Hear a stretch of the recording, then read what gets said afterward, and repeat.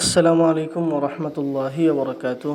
প্রিয় দর্শক, একজন কৃষক তার মাঠে ফসল ফলানোর জন্য শুরু থেকে শেষ অবধি যে পরিমাণ শ্রম ব্যয় করে, যে পরিমাণ অর্থ ব্যয় করে, ওই পরিমাণ সম্মান, ওই পরিমাণ দাম কিন্তু আমরা তাকে দিচ্ছি না। এটা আমি বলবো আমাদের চরম গাফলাতির একটা বিষয়। যদি আমরা এই গাফলাতি পরিহার না করতে পারি, তাহলে এক পর্যায়ে আমরা কিন্তু অনেক ক্ষতিগ্রস্তর ভিতরে পড়ে যাব। আর সেই ক্ষতিগ্রস্তর যে সমাধান, সেটা আমরা আর খুঁজে পাবো না। কারণ কৃষক যদি তার কৃষি ছেড়ে দেয়, তাহলে আমাদের পর্যন্ত খাবার পৌঁছানো, আমাদের পর্যন্ত জীবিকা নির্বাহ করার মতো আর কোনো সুযোগ কিন্তু নাই।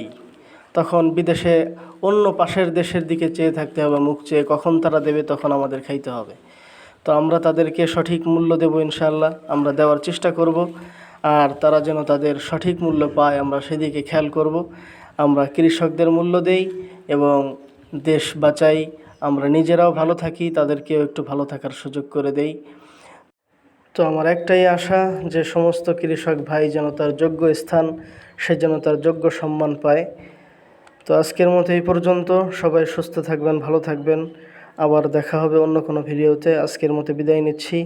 আসসালামু আলাইকুম ওরহমতুল্লাহি ওবরাকাতুহ।